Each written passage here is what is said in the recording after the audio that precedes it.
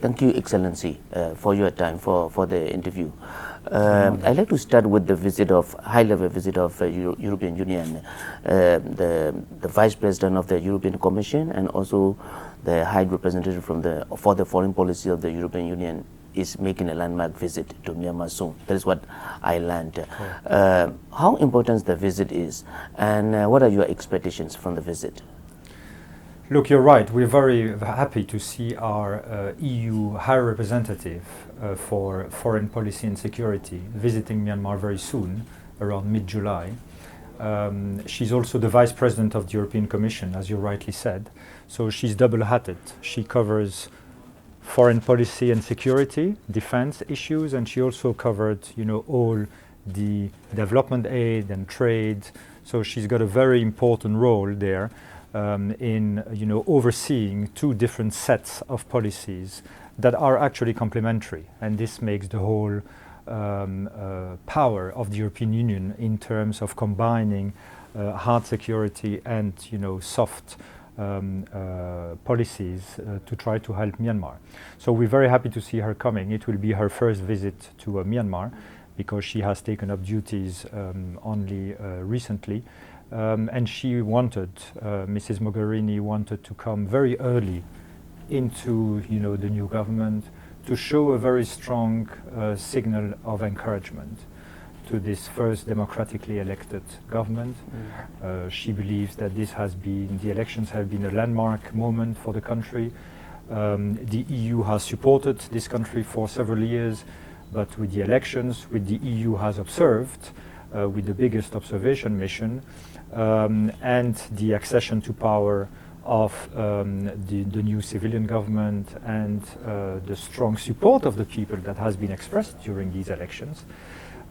It's a good moment to come and show the renewed commitment and the strong support of the European Union to this country.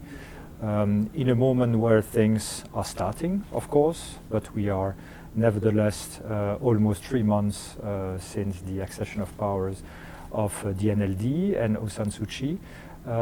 So it is important for us, besides the bilateral visits that you have already had from some countries of the European Union, to have the visit of the High Representative, Mrs. Mogherini, because she is in very close touch with all the foreign ministers of the European Union on a very regular basis. She actually chairs the meetings of the 28 foreign ministers, and not later than Monday, she has, with the 28 foreign ministers, adopted new conclusions for a new EU strategy for Myanmar. So it is a very conducive time for her to come just, in the wake of this new strategy that has been adopted. Can you tell us more about this EU's new strategy on Myanmar? What are the changes, or what are the key areas? Well, again, the idea was to have a new strategy very early into the new administration. We did not want to wait long. We wanted to do this at the very beginning to show, one, our political commitment. It is a signal that we want to pass to Myanmar, that we are there. The EU is here to support positively, constructively, all the efforts of this country. But we also, beyond the signal, we wanted to show our commitment through concrete initiatives.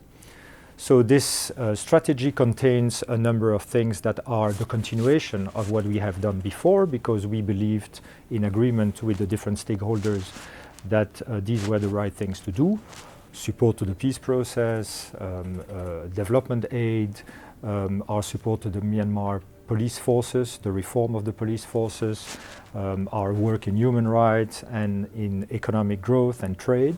So all this we will continue, but we are also proposing a paradigm shift in certain areas. One area is notably the military cooperation. So we reckon that the military is, of course, a very important actor still in Myanmar, both a defense actor, a military actor, but also a political actor.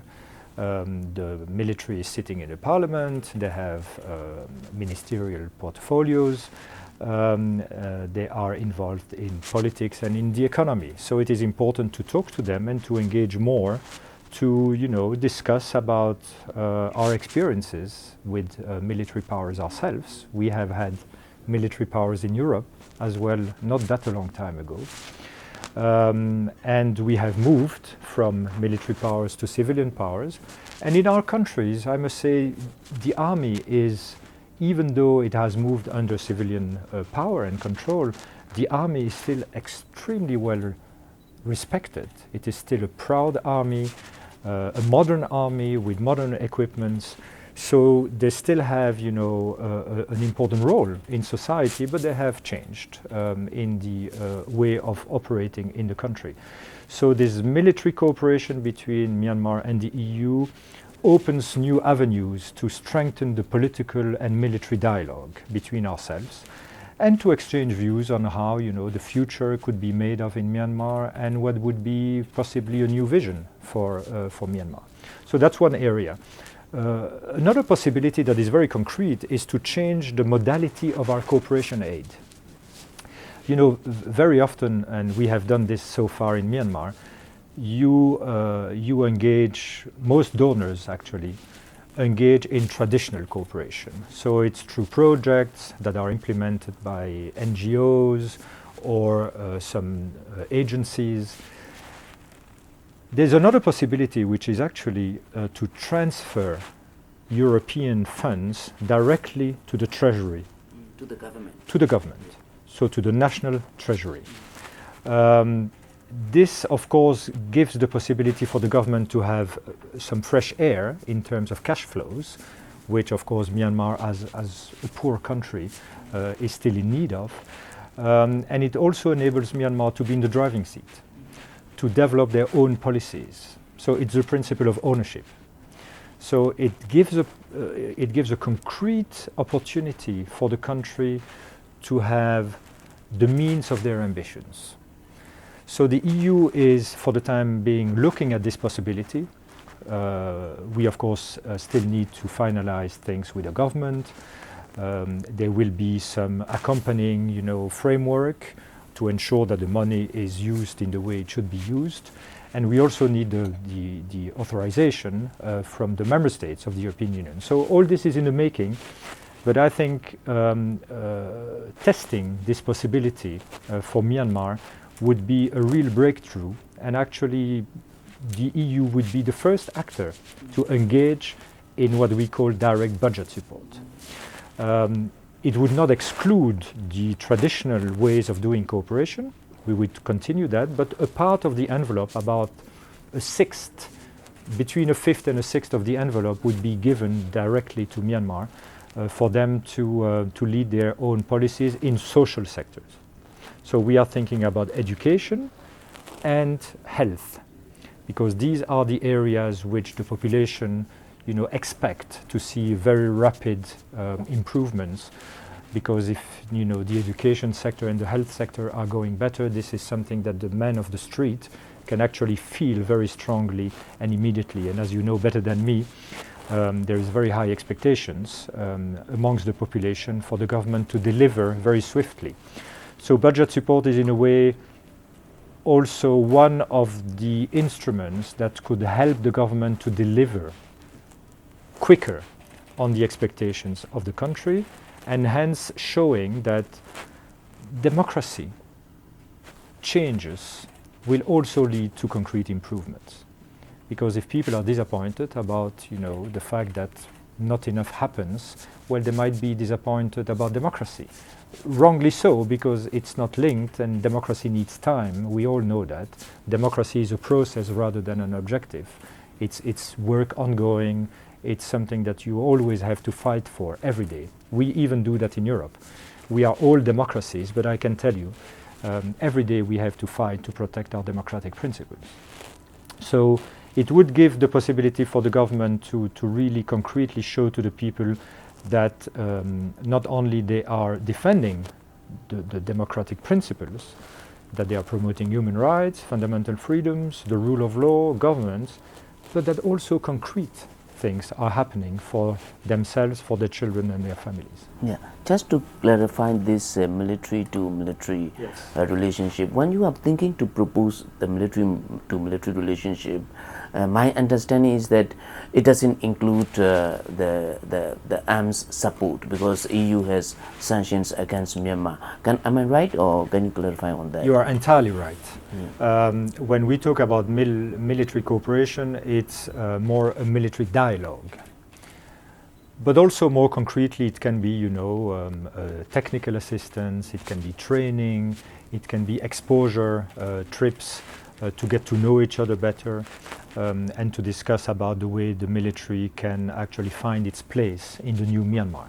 As far as weapons are concerned, the EU has just renewed a few weeks ago the embargo because we cannot sell weapons and ammunitions to countries that still have a conflict on their territory.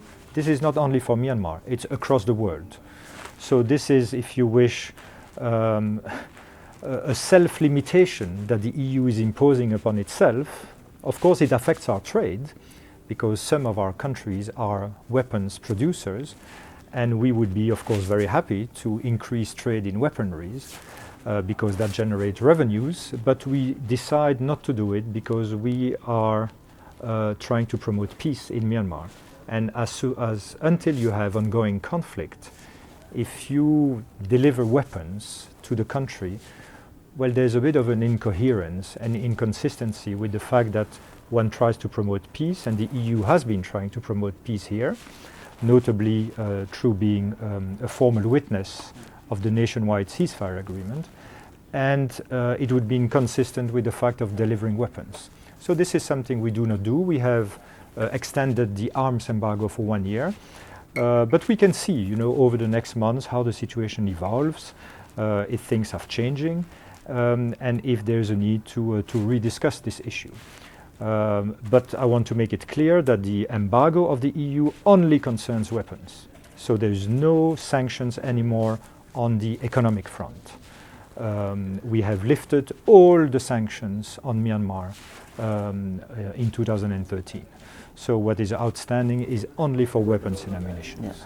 Regarding peace process that EU has been very actively supporting in the last few years, we still have some fightings and conflicts going on. In your opinion, what are the challenges, what are the problems in terms of this inclusiveness in the peace process? Mm-hmm. The challenge of inclusiveness in Myanmar relates to the fact that there are many, many groups. I must say, I have worked on different peace processes around the world in my previous times. Usually the situation is a bit more simple because you've got government forces and you've got 1, 2, 3 other groups. Here you have 20 plus groups that have military capacity, that have armies. So some of them have already joined the NCA, so this is a little bit easier, but others have not. And some important groups have not joined the NCA yet. So the inclusiveness is a difficult issue because you need to determine, at a certain stage with whom you want to discuss around the table. As a principle, we promote inclusiveness because we believe that if you want a lasting, sustainable peace agreement, well, you need to ensure that all the important actors, all the key stakeholders are around the table. If you leave people outside, it can create an element of uncertainty and instability in the peace process or in the peace delivery. So we welcome all efforts to try to be as inclusive as possible. But this is for the government and the administration to decide. It's not for us. The peace process is, I would say, by definition, something that should be owned by the country. Of course, the international community can be helpful. We can share experiences, we can give advices, we can give political support, we can give financial support, which the EU is doing. But at the end of the day, it is a decision of national sovereignty. And we as EU attach a very high importance in respecting the independence, respecting the sovereignty of Myanmar. We do not want to interfere. It does not mean that we do not have a very strong political dialogue and we express our opinions, But the decision is made by Myanmar, and when it is made, we respect it. So this is our way of operating. We do not want to interfere.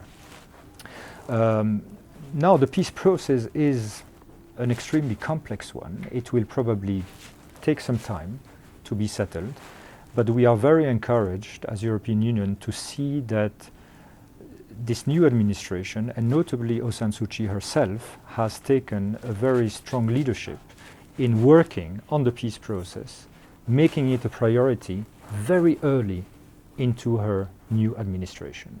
I think this is a very courageous and a very good decision, because peace is really the foundation of anything you want to do in Myanmar when it comes to democratization, security, stability, and prosperity. Socio-economic development cannot take place if you have conflict. So it is the foundation that Myanmar needs in order to build the other, floors of the new house of Myanmar. If your foundation is weak, and that is conflict, well, the house will be weak. If you have a strong foundation, the house will be strong. And the strong foundation is really peace, stability, and security. So how would EU continue to support the peace process under the new EU strategy? We are ready. As far as the EU is concerned, we have anticipated, the evolution, and we are ready in two ways. One is politically. I think the ministers of foreign affairs have just reiterated their strong support to peace, and they have emphasized the fact that we are happy to see that peace is a priority in Myanmar, because it's a priority for us as well. And I'm sure the High Representative, when she will come, Mrs. Mogherini, will emphasize the importance of peace and security in Myanmar. So the political support is there.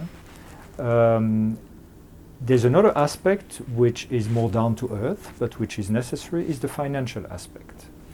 The European Union has been helping the peace process for several years, but now we have initiated with other partners a new instrument which is called the Joint Peace Fund, JPF, Joint Peace Fund. The Joint Peace Fund is today comprising 10 different countries.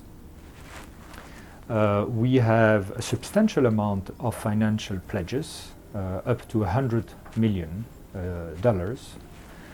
About 40 millions have already been transferred to the account, so there's a substantial money which is there to help the peace process, because the peace process is costly, particularly the Myanmar peace process, with people coming from many different regions. You need to organize meetings, you need to provide, technical assistance, you need to provide training, you need to work on the vision and on the future of Myanmar when it comes to revenue sharing, decentralization of powers, federalism. I mean, all this takes time and money.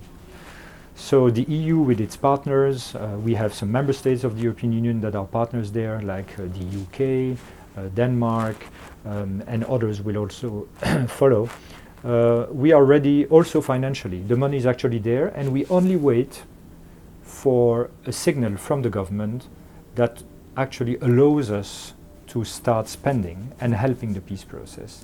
We have had many requests already from different parties, from some ethnic groups, from different constituencies, asking us to support them to prepare for the Pan-Long 21st century, but also in the longer term for issues like federalism, to try to understand what would be the best federalism system for Myanmar.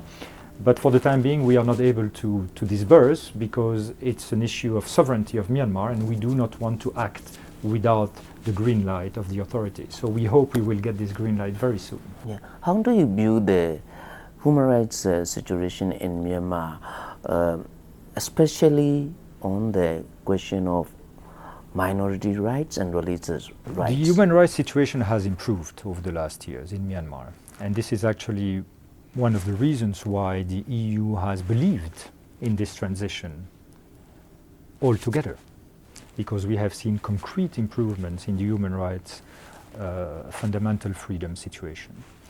But the situation, just like anywhere, is not perfect, of course. Perfection is unfortunately not a concept that is human. It is an ideal concept. So there are still outstanding issues that the new administration has inherited and that they will need to work on, and I'm sure they will. It concerns a very varied, sample of issues, from, freedom of movement, freedom of assembly, the different labor laws, which also pertain to human rights, and many other things. One particular issue that is complicated is the one you mentioned, is the issue of minorities in Rakhine State. It has been on the table for quite a while. It's not a new issue, contrary to what many people think. It's an issue that goes back in time, and hence it is a complex, deep-rooted issue. As EU, we certainly do not want to add another layer of complexity. We know it is a very sensitive issue. We know that the issue of terminology is disputed, is very emotional, and we believe that it's better to deal with complicated issues through reason rather than emotions.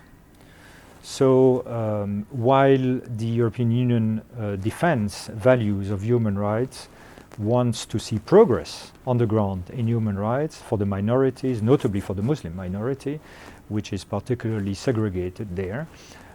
We also want to act in a way that tries to build bridges instead of erecting walls.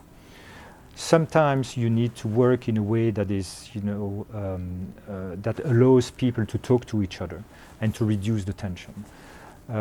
After, when trust has been rebuilt, then you can address, you can come back on certain points.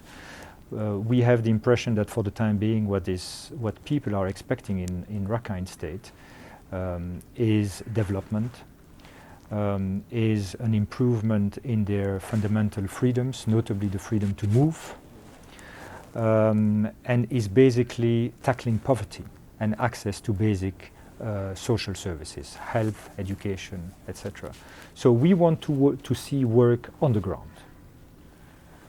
We are encouraged by the fact that besides the peace process, the new administration, again under the leadership of Aung San Suu Kyi, has taken the decision to work very early on the issue of Rakhine. I think this is also a very courageous move that needs to be commended, because it is extremely sensitive. And there are very different ways of thinking on this issue, notably between the Myanmar community and the international community. So we think it was needed, and that it is a courageous move. We stand ready to help. We have all sorts of instruments to try to help on this issue. But again, it's a question of sovereignty. We will not be able to settle and to find solutions to this issue, for which the Myanmar people need to decide. It is your issue. It is a problem that you know better than we do, and you will have the capacity to come up with the best solutions. Our role is to raise awareness on a number of international law principles. Myanmar is part of the United Nations. You have signed international conventions, so Myanmar needs to abide by international law and a lot of human rights conventions. So this is our role, to remind people that there are some legal obligations, but that there's also perhaps, a certain moral duty of the people to be tolerant, to be open, and to try not to discriminate against people. I think the beautiful culture that you have in this country, Buddhism, is by definition a religion and a culture of tolerance, of openness to the others, of compassion. So the beauty of your culture should also find its place, when one talks about different kinds of people and different religions and different cultures. So this is what we try to encourage. But again, the solution will need to come from Myanmar. We can advise as international community, we can help, we can try now to be constructive in giving time and space to the new government, because this is what they have requested. The new government has assured the international community that they are seriously working on this. And I think we have to give them the benefit and the credit, of the doubt. We are keen to see what is going to come as a plan to deal with the Rakhine State issue. And this is our duty to help them creating an environment that will help solutions. We are looking forward to seeing this. The verification process that has restarted in Rakhine State is a good first step. It needs to be pursued, of course. It's a longer-term endeavor. But all these initiatives that are being taken go in the right direction. And again, the EU is there to try to be constructive, to be positive, while recalling the fact that there are certain principles that need to be abided by, not for us, but for the people of Myanmar themselves. Will EU's continued support to Myanmar in terms of including development aid, be linked and tied with improvement of human rights? This is what happens in all countries around the world. We decide to engage with the governments through political dialogue, through development aid, but our action is always, should be accompanied by progress and by development in the country. There have been cases in which, if the country was, behaving in a way that was becoming unacceptable, the development aid has been stopped. It has happened. I think we are far from that here in Myanmar for the time being, because, as I said, we are encouraged by the fact that this new administration is very seriously working on this. Committees have been set up, people are working, so the teams are there. We start seeing concrete things on the ground. But yes, countries need to continue delivering. Democracy is a process. It's not an objective. It's a continuous work. It's something you have to fight for all along. And this is what Myanmar will have to do under complex and difficult circumstances. We reckon that, we acknowledge that. And this is why we want to be as helpful as possible. I'd like to discuss about the opportunities and challenges for the trade and business links between EU as a community and Myanmar. What are the opportunities that can be available with the new government in Myanmar coming, with the new democratic government being elected, and what are the expectations from the business community in the EU? Look, Myanmar undoubtedly offers a force of attraction for foreign direct investment that is pretty high, because the country needs to be rebuilt in many sectors.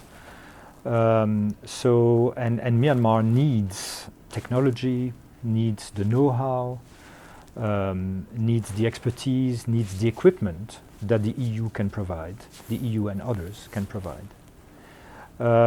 So I would say that there's certainly an interest of businesses around the world, and notably in the European Union, to contribute to the development of Myanmar.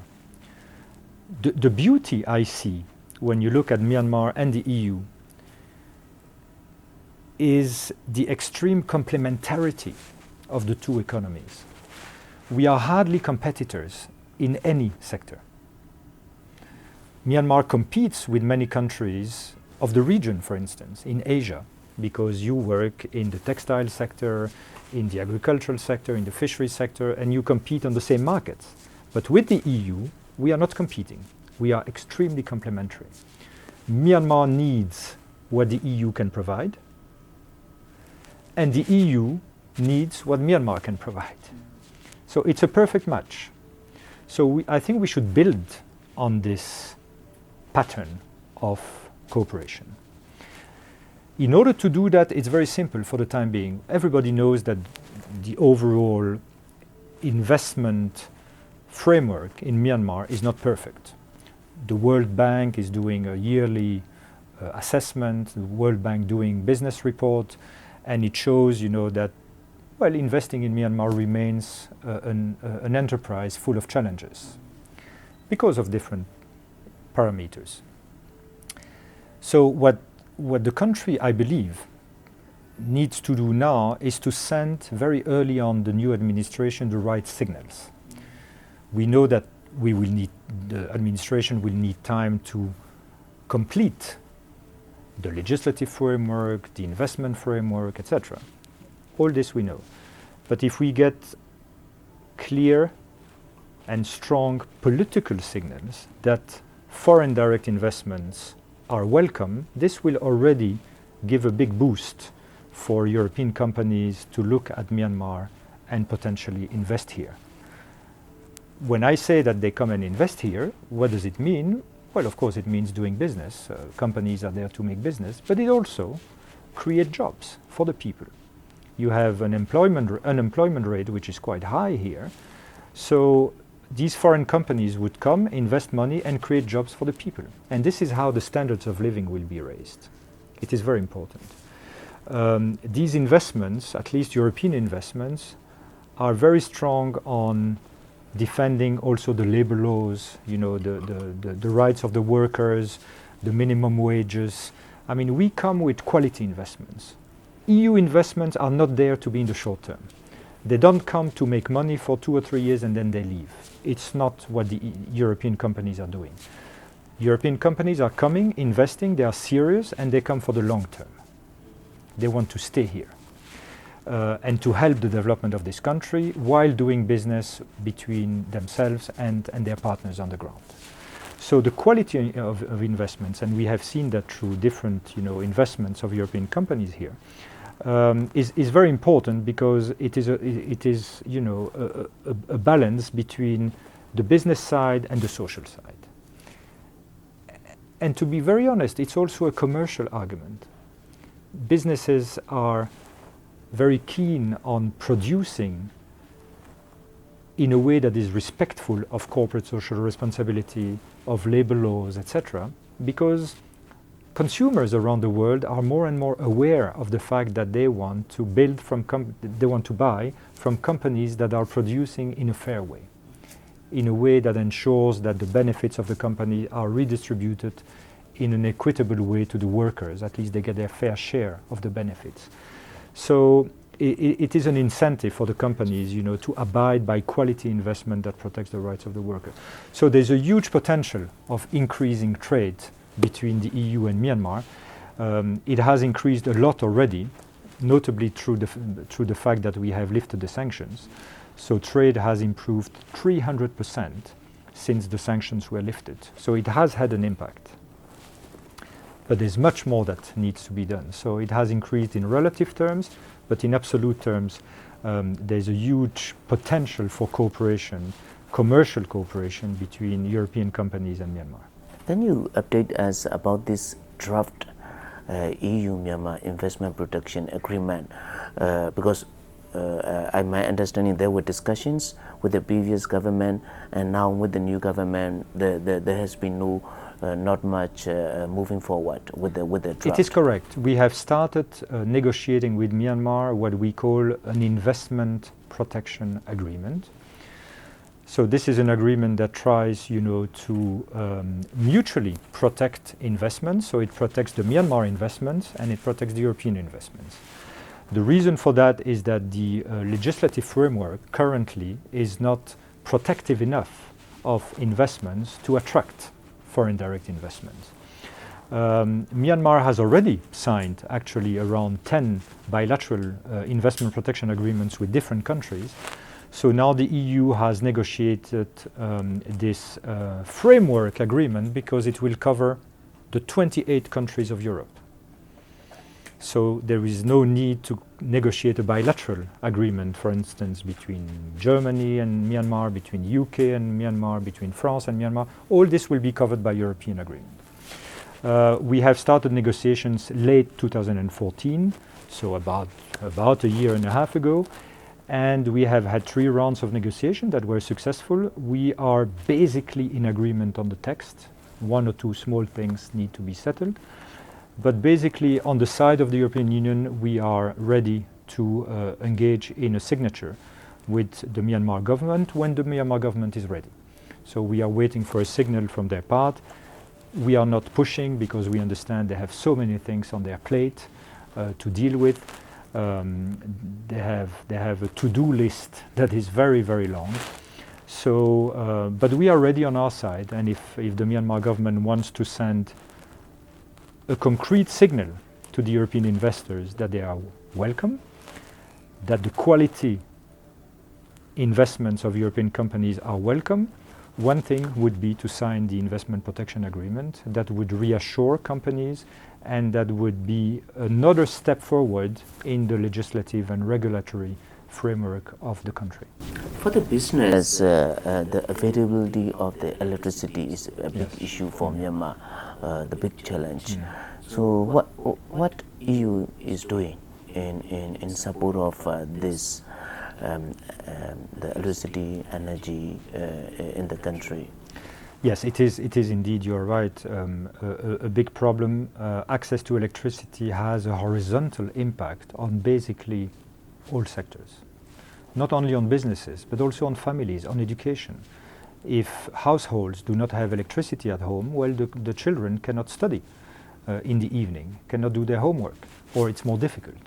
So electricity generation is key to the development of any country. It should be a top priority for the country to increase dramatically the current level, which is about 30% of the population having access to electricity, which is very, very low. And it is also an impediment for companies to invest here, because electricity is rare and it's not always of good quality, because even when you have access to electricity, electricity is unstable. So this should be a priority. As far as the EU is concerned, we have decided to concentrate on a number of sectors which do not include directly electricity, but some of our member states are looking into this. And we have also, this is at the EU level, the European Investment Bank that has signed a memorandum of understanding with Myanmar some months ago. And the European Investment Bank, which is a public bank, it's not a commercial bank, it's a public bank which is owned by the member states of the European Union. It's called the EIB, European Investment Bank. One of their specialities is actually the electricity networks. So they are starting to work in Myanmar now, and they are ready to look into this with the Myanmar government under the leadership of the Myanmar government, because electricity generation is also one of the issues that Myanmar has to decide for itself, can get advice from others but needs to decide for itself. And European Investment Bank is notably has a very high degree of expertise in sustainable energies, green energies, so renewable energies, so the promotion of solar energy, wind energy, off-grid hydro, so small hydropower, and Myanmar is blessed with renewable energy. You have everything, not only solar and wind, but you also have geothermal, you have biomass, you have it all.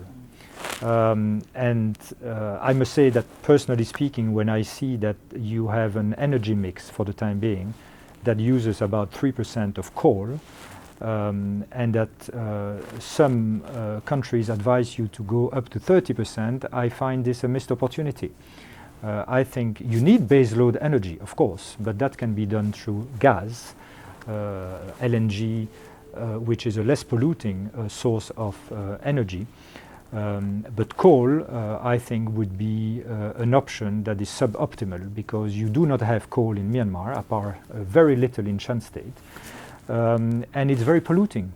So Myanmar has signed up to the climate change objectives, but if you engage massively in coal energy, well, then you will have a lot of difficulties to meet your targets. So personally speaking, I think that you need a good compromise between baseload energy through gas and renewable energies that you have plenty of. You've been here in Myanmar for some years. You have witnessed 2015 elections. So when you look at this, like for example, last 5 years, what do you think of the progress, especially for Myanmar moving towards democracy? Look, I must say I'm very proud of Myanmar. it's a country that constitutes, an example for many countries around the world. Of course, not everything is perfect, and it's perfect nowhere. But when you look at the overall trend that has been taking shape over the last years, it's quite remarkable what has happened.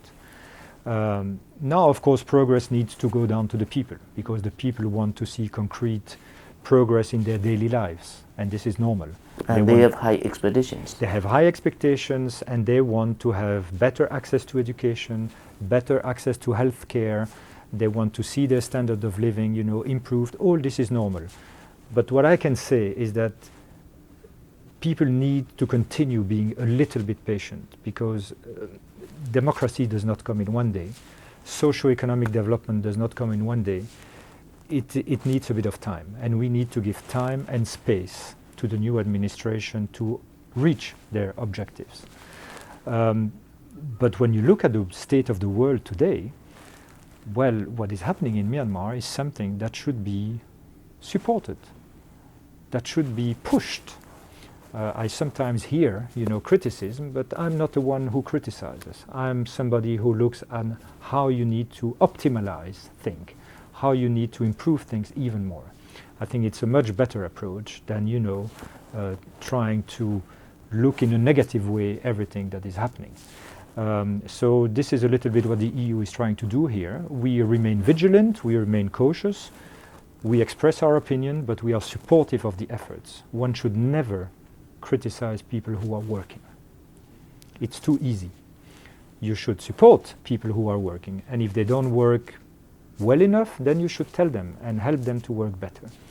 So I'm very proud of the country, I must say, and I feel very honored to be posted here at this historical moment of your country.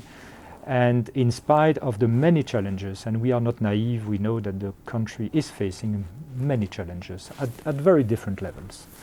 But in spite of this, I'm optimistic about this, because I see a new generation that is really willing to change the country, to have a new vision for the future, that is full of appetite for their own future. And what will be important, we see a lot of construction here in Myanmar, but of course the infrastructure is important. Building houses, building roads, building bridges is very important. But I would say much more important is building the human capital,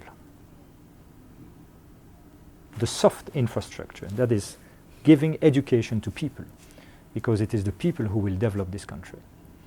If you have a brand new hospital full of new equipment, but you have no good doctors, well, you can't get cured. If you have a brand new school with teachers that are not educated enough, you don't get a good education. So to me, the capacity building, the work on the human capital is key for the future of this country. But I think you have all the assets to push it forward. And I'm rather optimistic, while again remaining vigilant, because democracy is a tough road. Yeah. It is very interesting when I look at your previous postings, for example, in Congo and Kenya and Azerbaijan. The situation here might be quite a contrast with those ones.